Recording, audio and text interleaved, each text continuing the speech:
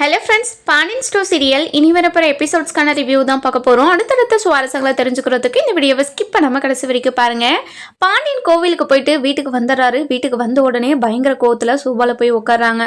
இதை பார்த்த கோமதி இருந்துட்டு வராங்க. வந்த உடனே என்னங்க ஆச்சு, எதுக்காக ரொம்ப கோவமாக இருக்கிற மாதிரி இருக்கீங்க அப்படின்னு சொல்லிட்டு கேட்கவும், இல்லை கோமதி, நம்ம எப்படி விசாரிக்காமல் நம்ம பொண்ணு எடுத்தோம், நான் எதுக்கு விசாரிக்காமல் போனேன் அப்படின்னு சொல்லிட்டு தனக்கு தானே திட்டிக்கிட்டே இருக்காரு. என்னங்க உங்களுக்கு என்னங்க ஆச்சு, இப்படி பண்ணிக்கிட்டு இருக்காதீங்க, ஏதோ ஏமாந்துட்டோம் விடுங்க, இதுக்கு மேல என்ன நடக்குதுன்னு அதை பார்த்துப்போம் அப்படின்னு சொல்லிட்டு கோமதி சொல்லவும், இல்ல கோமதி, அந்த குடும்பத்துல இருக்கிறவங்களை பக்கம் பக்கத்துல விசாரிச்சா அவங்கள பத்தி அவ்வளோ சொல்றாங்களா, அவ்வளோ கேவலமா சொல்றாங்களா, இப்படி ஒரு குடும்பத்துல விசாரிக்காம எப்படி நம்ம பொண்ணு எடுத்தோம், அதுவும் நான் பண்ணத தப்பு தானே, சரவணன் வாழ்க்கையை புதகுழியில தள்ளி விட்டுட்டோமே அப்படின்னு சொல்லிட்டு பயங்கரமான வருத்தத்துல பேசிக்கிட்டு இருக்காங்க. அந்த நேரம் பார்த்து நம்ம சரவணன் வராரு. சரவணன் வந்ததை பார்த்துட்டு பாண்டியன் இருந்துட்டு, இங்க பாருடா சரவணா, உன்னோட வாழ்க்கையை நான் கெடுத்துட்டேனடா, என்ன மன்னிச்சிடுறா, அப்பாவை மன்னிச்சிருவில்ல அப்படின்னு சொல்லிட்டு கேட்கவும், இங்க பாருங்கப்பா, என்ன மாதிரியே நீங்களும் ஏமாந்து போய் தானே நிக்கிறீங்க.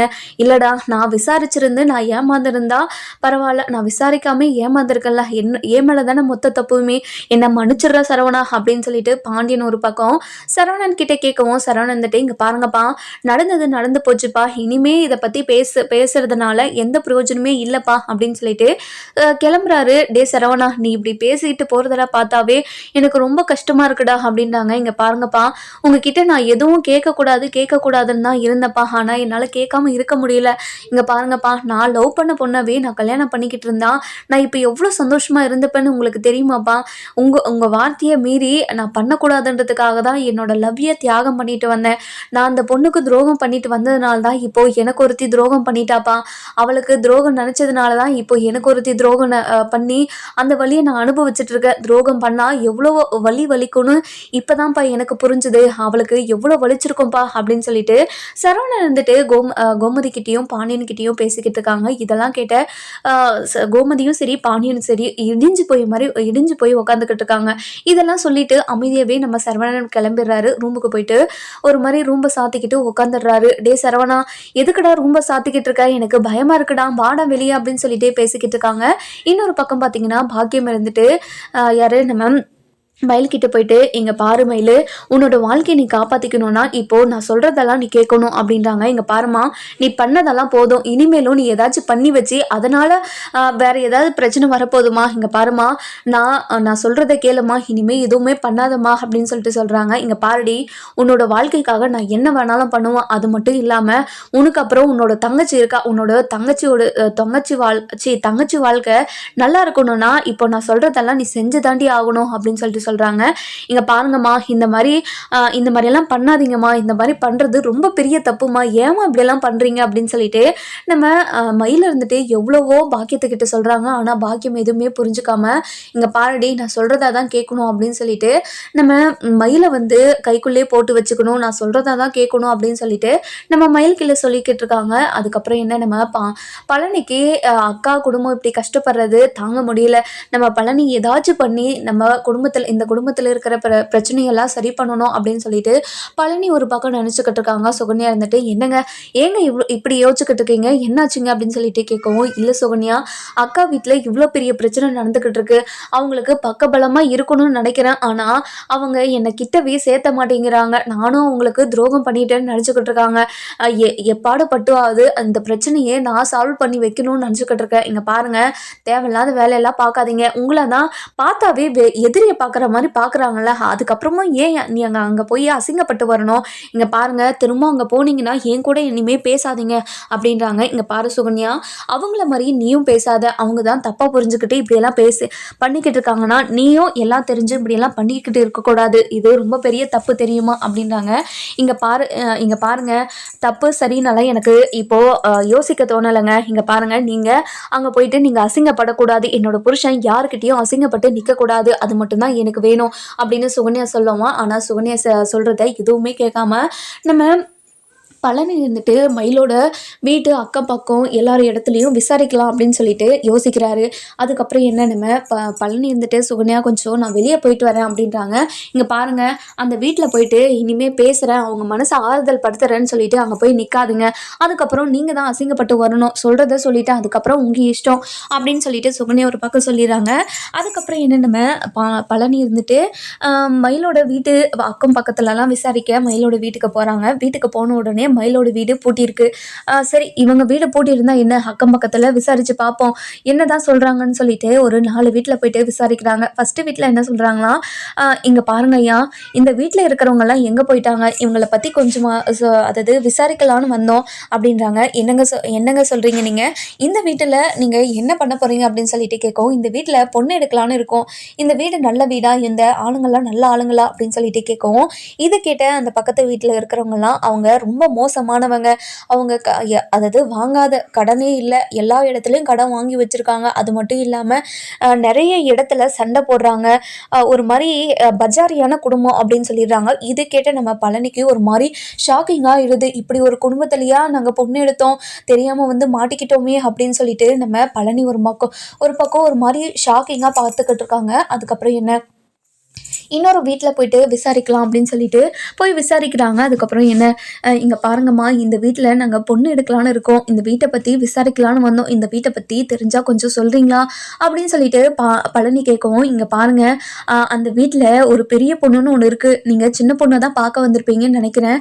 அந்த பெரிய பொண்ணுக்கு ஃபஸ்ட்டு ஒரு கல்யாணம் பண்ணிட்டாங்க. அந்த கல்யாணம் வந்து வயசான ஒருத்தருக்கு கல்யாணம் பண்ணி வச்சு, அந்த கல்யாணம் வந்து அந்த கல்யாணத்தில் அவங்களுக்கு ஒத்து வரலன்னு சொல்லிட்டு பிரித்து கூட்டிகிட்டு வந்துட்டாங்க. வெளியூர்ல தான் இங்க வந்திருக்காங்க. இப்போ இங்க ஒரு குடும்பத்தை ஏமாத்தி இப்போ ஒரு கல்யாணத்தை பண்ணி அந்த குடும்பத்துல இருந்து பிரச்சனை வந்து இப்பதான் அந்த பொண்ணு வீட்டுக்கு வந்துச்சு தெரியுங்களா அப்படின்னு சொல்லிட்டு பழனி கிட்ட சொல்லுவோம். பழனி பயங்கர ஷாக்கு. என்ன, பெரிய பொண்ணுக்கு இன்னொரு கல்யாணம் நடந்து அதை மறைச்சி இன்னொரு கல்யாணம் பண்ணி வச்சாங்களா அப்படின்னு சொல்லிட்டு கேட்கவும், ஆமாங்க, இந்த விஷயம் தெரிஞ்சதுல இருந்து எனக்கே ரொம்ப ஷாக்கிங்கா இருக்கு. இப்படியெல்லாம் உலகத்துல இருப்பாங்களான்னு தோணுது. அந்த குடும்பத்துல இருக்கிறவங்க, அதாவது அந்த பெரிய பொண்ணு கல்யாணம் பண்ணிச்சு இல்லை, ஃபஸ்ட்டு கல்யாணம், அந்த ஃபோட்டோ கூட என்கிட்ட இருக்குது, நானும் அந்த கல்யாணத்துக்கு போயிருந்தேன் தெரியுமா அப்படின்னு சொல்லிட்டு கேட்குறாங்க.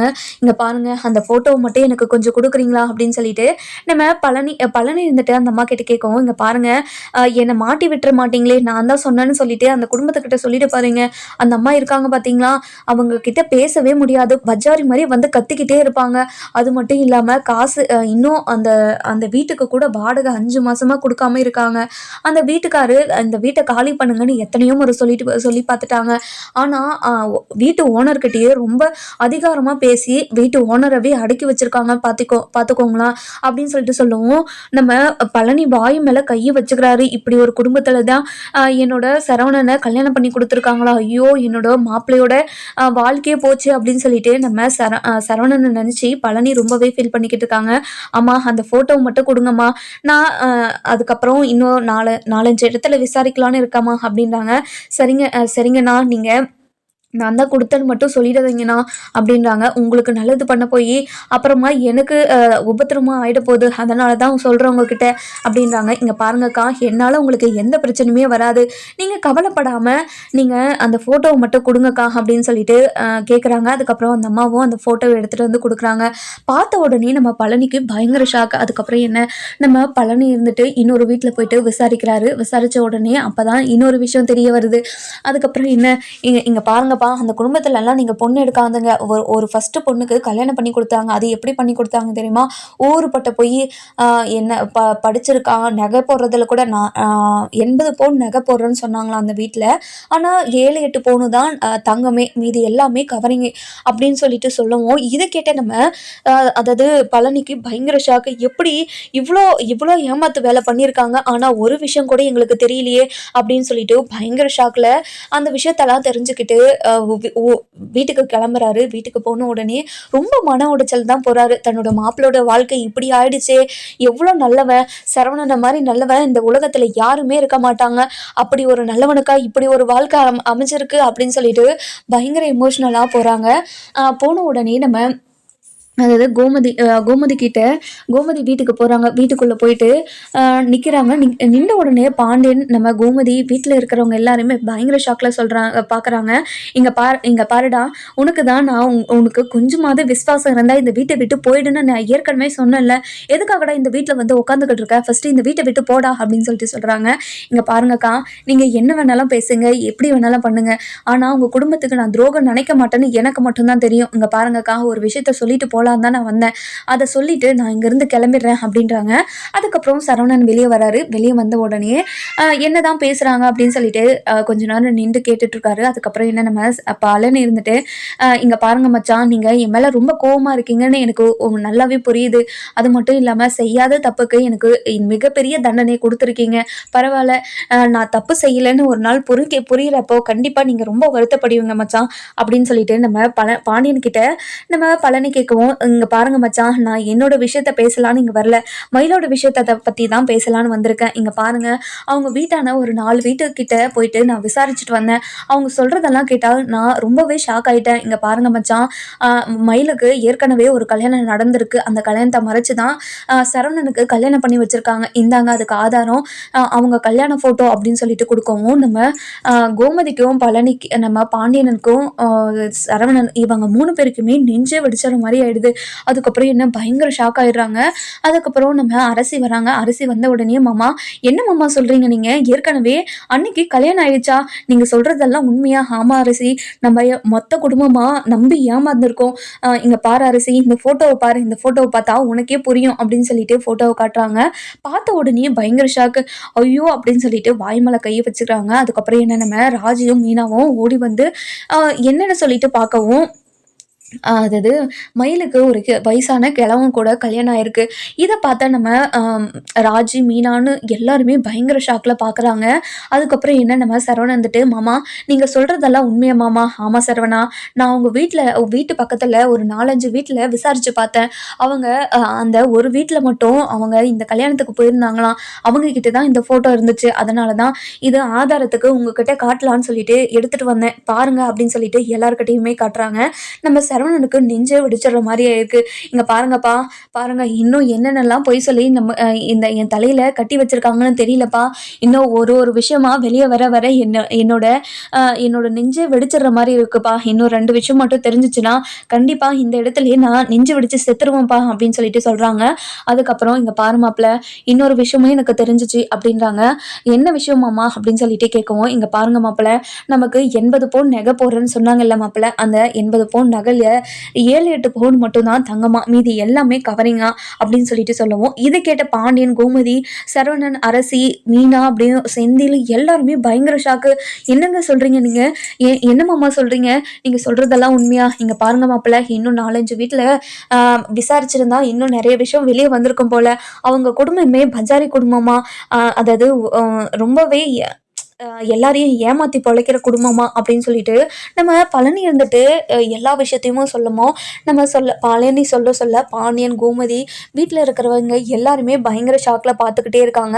அதுக்கப்புறம் என்ன, நம்ம சரவணன் வந்துட்டு பயங்கர கோவமாக போய் கதவை சாத்திக்கிறாரு. கதவை சாத்திக்கிட்ட உடனே அங்கே இருக்கிறவங்க எல்லாருமே பயங்கர ஷாக்கில் போயிட்டு, டே சரவணா, என்னடா ஆச்சு உனக்கு, எதுக்காகடா கதவை சாத்திக்கிட்டே, இங்கே பாருடா, அப்பாவும் அம்மாவும் ரொம்ப பயந்து போய்கிருக்கோண்டா, ப்ளீஸ்டா நீயும் இப்படி பண்ணி எங்களை ரொம்ப பயன்படுத்தாத, ஃபர்ஸ்ட் கதவை தரடா அப்படின்னு சொல்லிட்டு தட்டிக்கிட்டே இருக்காங்க. அதுக்கப்புறம் செந்தில் இருந்துட்டு, அண்ணா ப்ளீஸ்ண்ணா, கதவை தரங்கண்ணா ப்ளீஸ்ண்ணா, இங்கே பாருங்கண்ணா, ஏதோ உங்கள் வாழ்க்கை இப்படி ஆயிடுச்சு, அதுக்குன்னு இந்த மாதிரியே உங்களோட வாழ்க்கை இப்படியே இருக்கணும்லாம் இல்லைண்ணா, உங்கள் வாழ்க்கைக்கு கண்டிப்பாக சீக்கிரமாக சரியாகும், நீங்கள் கதவை தரங்கண்ணா ப்ளீஸ்ண்ணா, நீங்கள் ப்ளீஸ்ண்ணா அப்படின்னு சொல்லிட்டு எல்லாருமே கதவை தட்டிக்கிட்டு இருக்காங்க. அதுக்கப்புறம் நம்ம சரவணன் வந்துட்டு, இங்கே பாருங்கள், நான் கொஞ்ச நேரம் தனியாக இருக்கலாம்னு நினைக்கிறேன், என்னை எல்லாருமே தனியாக விட்டுட்டு கொஞ்ச நேரம் போங்க, நானே கொஞ்ச நேரம் கழித்து நானே வந்துடுறேன் அப்படின்னு சொல்லிட்டு சொல்லுவோம். இதை கேட்டே நம்ம சரவணன் வந்துட்டு, இதை கேட்ட பாண்டியன் இருந்துட்டு ரொம்பவே வருத்தப்பட்டு போய் இடிஞ்சு போன மாதிரி ஷோபாவில் உட்காராரு. இங்க பாருங்க, ஒரு குடும்பம் நம்மளை எப்படியெல்லாம் ஏமாத்திருக்குன்னு பார்த்தீங்களா? இப்படி ஒரு குடும்பத்தை நான் எங்கேயுமே பார்த்தது இல்லைங்க. அதுவும் நம்ம இப்படியெல்லாம் ஏமாந்துருக்கோமே, நம்ம யாருமே ஏமாத்தினதில்லை, ஆனால் நம்மளை இப்படி ஒருத்தங்க ஏமாத்திட்டு போயிட்டாங்களே அப்படின்னு நினச்சி பயங்கரமாக வருத்தப்பட்டுக்கிட்டு இருக்காங்க. இன்னொரு பக்கம் பார்த்தீங்கன்னா, நம்ம மயில இருந்துட்டு இங்கே பாருமா, திரும்ப திரும்ப நான் சொல்லிக்கிட்டே இருக்கேன், நீ என்னோட வாழ்க்கையில் நீ எந்த ஒரு முடிவுமே எடுக்காதம்மா அப்படின்னு சொல்லிட்டே இருக்காங்க. இங்கே பாருடி, உன்னோட வாழ்க்கைக்காகவும் சுடரோட வாழ்க்கைக்காகவும் இப்போது நான் இந்த முடிவை எடுக்கிறது தப்பே இல்லை, வா போலீஸ் ஸ்டேஷனை போகலாம் அப்படின்னு சொல்லிட்டு கூப்பிட்றாங்க. இங்கே பாருமா, நம்ம மேலே தப்பை வச்சுக்கிட்டு எப்படிம்மா நம்ம போலீஸ் ஸ்டேஷனை போக முடியும்? போலீஸ் ஸ்டேஷன் போனால் நம்ம தான்மா போயிட்டு நம்ம தான் ஜெயிலில் உக்காரணுமா? ஏமா இப்படியெல்லாம் பண்ணிக்கிட்டு இருக்க அப்படின்னு சொல்லிட்டு கேட்கவும், இங்கே பாருடி, உன்னோட வாழ்க்கையை சரி பண்ணுறதுக்கு நான் ஏதாச்சும் பண்ணணும் இல்லடி, அதனால தாண்டி இதெல்லாம் பண்ணிக்கிட்டு இருக்கேன் அப்படின்னு சொல்லிட்டு சொல்லவும், இங்க பாருங்கம்மா, என்னோட வாழ்க்கையில நீங்க எனக்காக நீங்க எதுவுமே பண்ண தேவையில்ல, நான் இங்க இருக்கிறது தானே உங்களுக்கு பிரச்சனை, நான் இங்க இருந்தா தானே சுடரோட வாழ்க்கை கெட்டு போகும். இங்க பாருமா, நான் எங்கேயாச்சும் போயிடுறேன், இங்க பாருங்கம்மா, இனிமே என்னோட வாழ்க்கை என்னானாலும் உனக்கு பிரச்சனை இல்லைல்ல அப்படின்றாங்க. இங்க பாருடி, அப்படியெல்லாம் இல்லடி, உங்க 2 பேரையும் கரை சேர்த்து நீங்க பிள்ளைங்க குட்டியோட இருக்கணும்னு ஆசைப்பட்டு தானே இத்தனை பொய்ய சொல்லி கல்யாணம் பண்ணோம். ஆனா இத்தனை பொய்ய சொல்லி கல்யாணம் பண்ணதுக்கு அர்த்தமே இல்லாம போயிடுச்சேம்மா அப்படின்னு சொல்லிட்டு நம்ம பாக்கியம் இருந்துட்டு மயில் கிட்ட சொல்லுவோம். இங்க பாருமா, சின்ன குழந்தை கூட தெரியுமா, ஒரு பொய்ய சொன்னா ஒரு நாளைக்கு அதை வெளியே வரும், அது வெளியே வந்தா பெரிய பிரச்சனையாகும்னு சின்ன குழந்தைக்கு கூட தெரியுமா? அது எப்படிமா உனக்கு தெரியாம போச்சு? இப்படி ஒரு பிரச்சனை வரும்னு தெரியும், பொய் சொல்லிட்டு ஒவ்வொரு நாளும் நான் அனுபவிச்ச வேதனை எனக்கு மட்டும்தான் தெரியும். ஒவ்வொரு நாளும் யாராச்சும் வந்து பேசும்போது என்னோட பிரச்சனை தெரிஞ்சுதான் பேசுறாங்களோ, அவங்க நார்மலா பேசினாலும் ஏதோ என்னோட பிரச்சனை தெரிஞ்சு ஒரு மாதிரியா என்கிட்ட பேசுற மாதிரி பேசுறாங்களோன்னு நினைச்சியே ஒவ்வொரு நாளும் நான் ஓட்டிக்கிட்டு இருந்தேன் தெரியுமா, நிம்மதியா வாழ்ந்துகிட்டு இருந்தேன்னு மட்டும்தானே நினைச்சுக்கிட்டு இருந்தீங்க. ஒவ்வொரு நாளும் நரக வேதனை அனுபவிச்சுட்டு இருந்தேன். இங்க பாரு சுடர், அம்மா பேச்சை மட்டும் கேட்டுட்டு நீ போய் சொல்லி கல்யாணம் பண்ணிக்காத, இந்த குடும்பத்துல இருக்கிற எல்லா உண்மையும் சொல்லி கல்யாணம் பண்ணிக்கோ. அப்படி ஒருத்தன் உனக்கு வந்தானா நீ கல்யாணம் பண்ணிக்கோ, அப்படி இல்லைன்னா கல்யாணமே பண்ணிக்காத, அப்படி ஒரு வாழ்க்கையே நமக்கு தேவையில்லை அப்படின்னு சொல்லிட்டு சுடர்கிட்ட சொல்லுவோம். ஏய் இங்க பாருடி, அவ மனசை எதுக்காகடி கழிச்சுக்கிட்டு இருக்க? ஏற்கனவே அவ கல்யாணம் வேண்டான்னு சொல்லிக்கிட்டு இருக்கா, நீ இந்த மாதிரிலாம் சொன்னா கண்டிப்பா அவ கல்யாணமே பண்ணிக்க மாட்டான், நீ ஃபர்ஸ்ட் எழுந்து போலீஸ் ஸ்டேஷனுக்கு வா அப்படின்னு சொல்லிட்டு கூப்பிடுறாங்க.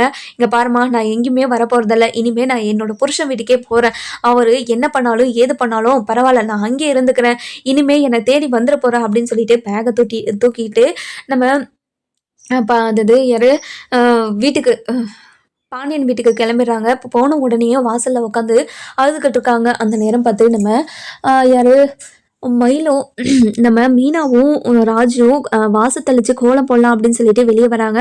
வெளியே வந்த உடனே மீனா அழுதுகிட்டு இருக்கிறத பார்த்துட்டு பயங்கர ஷாக்கில் திரும்ப குடுகுடுன்னு உள்ளே ஓடிடுறாங்க. உள்ளே ஓடின உடனே என்னடி எதுக்காகடி இங்கே பதறி போய் வரீங்க அப்படின்னு சொல்லிட்டு கேட்கவும், அத்தை வெளியே மயிலக்கா உட்காந்து அழுதுகிட்டு இருக்காங்க அப்படின்னு சொல்லிட்டு சொல்லவும், அவள் இதுக்காகடி இங்கே வந்தா, எந்த மூஞ்சை வச்சுக்கிட்டு இங்கே வந்தா அப்படின்னு சொல்லிட்டு பயங்கர கோவத்தில் வெளியே எழுந்து வராங்க. சரவணன் வந்துட்டு பயங்கர கோவத்தில் வெளியே எழுந்து ஓடி வராரு. அவளை சாகடிச்சு அப்படின்னு சொல்லிட்டு, டே சரவணா கொஞ்ச நேரம் நீ பொறுமையை இருடா, மற்றதெல்லாம் அப்புறமா பார்த்துக்கலாம், அம்மா தான் போயிருக்கால, அம்மா பேசிட்டு வருவா, இரு கொஞ்ச நேரம் அப்படின்னு சொல்லிட்டு நம்ம சரவணனை கொஞ்சம் கோல் பண்ணி வைக்கிறாங்க. அதுக்கப்புறம் நம்ம கோமதி இருந்துட்டு வெளியே போகவும், இங்கே பாருடி, இன்னும் என்னென்னலாம் போய் சொல்லி என்னோட பையனை நீ கல்யாணம் பண்ணிக்கிட்டு வந்த, எந்த நோக்கத்தோடு என்னோட பையனை கல்யாணம் பண்ணிக்கிட்டு வந்தடி, இங்கே பாருடி, இனிமே ஒரு நிமிஷமாவது நீ இங்கே இருந்தனா வச்சுக்கோ, அவ்வளோதான், இங்கே பாருங்க அத்தை, இந்த வீடு தான் என்னோட வீடு, இந்த வீட்டை விட்டு நான் எங்கேயுமே போக மாட்டேன் அப்படின்னு சொல்லிட்டு சொல்லுவோம். இங்க பாருடி, என்ன இவ்வளோ தைரியமா திமிரா பேசிக்கிட்டு இருக்க, இங்க பாருடி,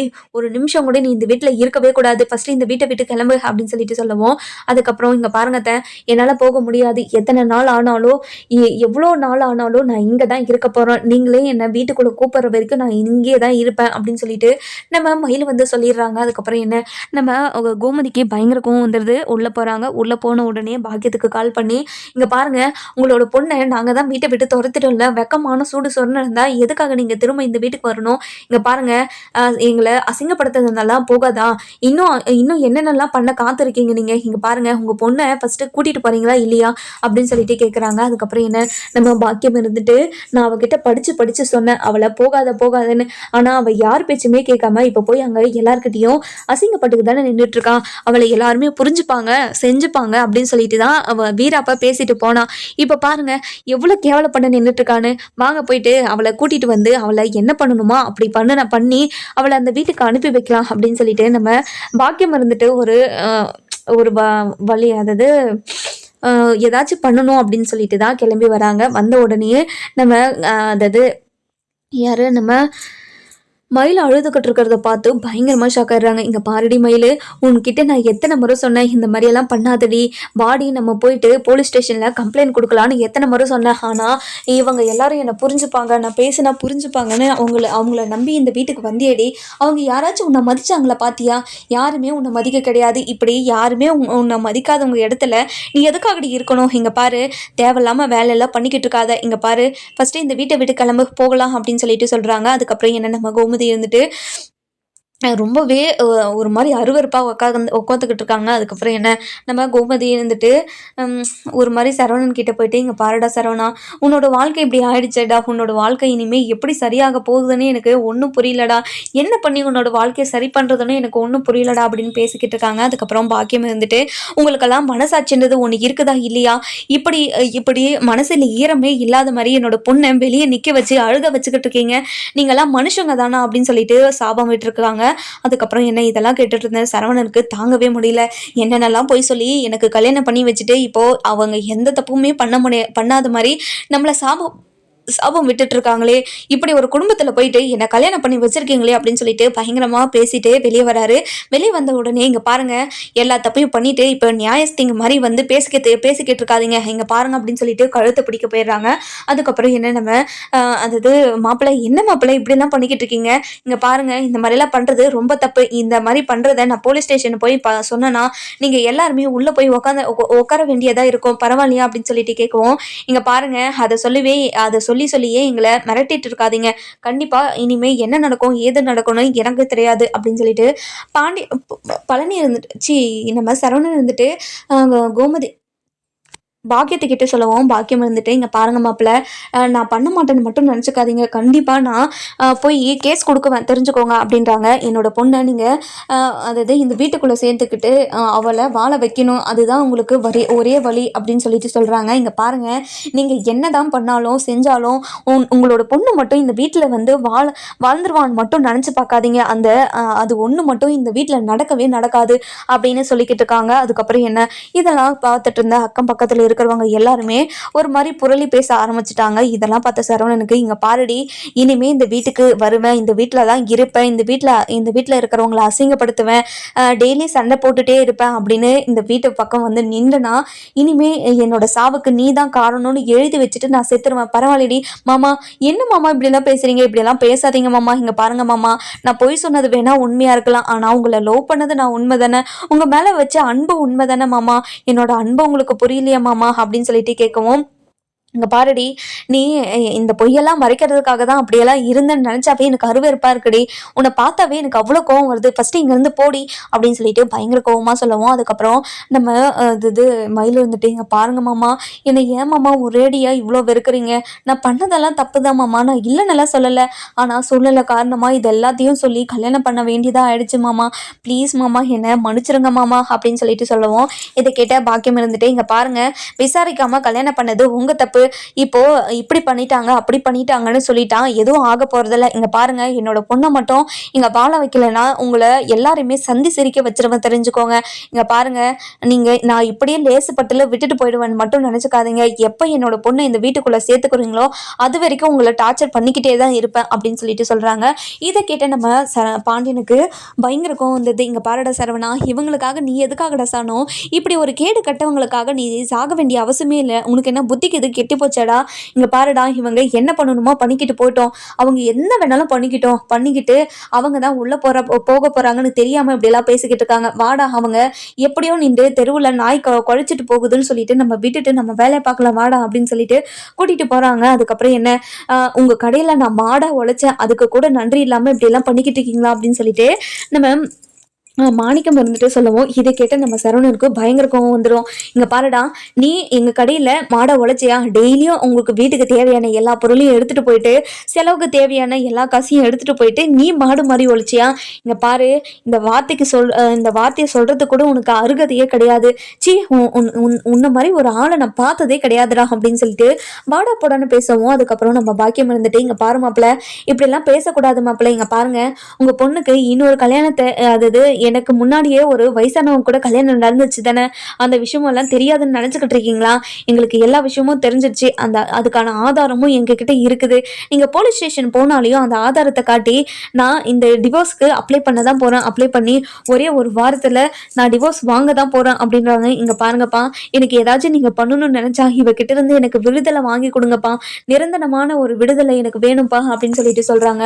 டே சரவணா, உன்னோட வாழ்க்கையில் நான் தான் பெரிய தப்பு பண்ணிட்டேன், என்னை மன்னிச்சிடுடா. இங்கே பாருடா, உன்னோட வாழ்க்கையை சரி பண்ண வேண்டியது என்னோட பொறுப்பு. இங்கே பாரு, உனக்கு டிவோர்ஸ் தானே வேணும், கண்டிப்பாக இன்னும் கொஞ்ச நாள்லேயே நான் டிவோர்ஸ்க்கு அப்ளை பண்ண சொல்கிறேன். வக்கீலுக்கு நான் நேற்றே பேசிட்டேன், அவர் கொஞ்சம் வெளியே போயிருக்காரா, நாளைக்கு தான் ஊருக்கு வருவார். அவர் வந்த உடனே கண்டிப்பாக நம்ம டிவோர்ஸ்க்கு அப்ளை பண்ணி நம்ம கோர்ட்டில் போயிட்டு இதெல்லாம் பார்த்துக்கலாம் அப்படின்னு சொல்லிட்டு சொல்கிறாங்க.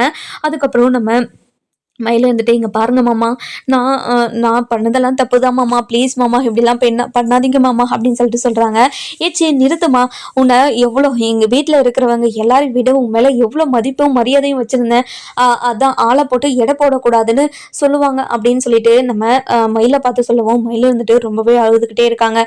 மயில விஷயத்தில் இன்னும் சரவணனும் நம்ம பாண்டியன், கோமதி இவங்க 3 பேருமே சேர்ந்து என்ன முடிவெடுப்பாங்க அப்படின்னு சொல்லிட்டு நம்ம வர எபிசோடில் பார்க்கலாம். இந்த வீடியோ உங்களுக்கு பிடிச்சிருந்தா லைக் பண்ணுங்க, சப்ஸ்கிரைப் பண்ணுங்க, மறக்காம பெல் ஐகானையும் கிளிக் பண்ணிக்கோங்க.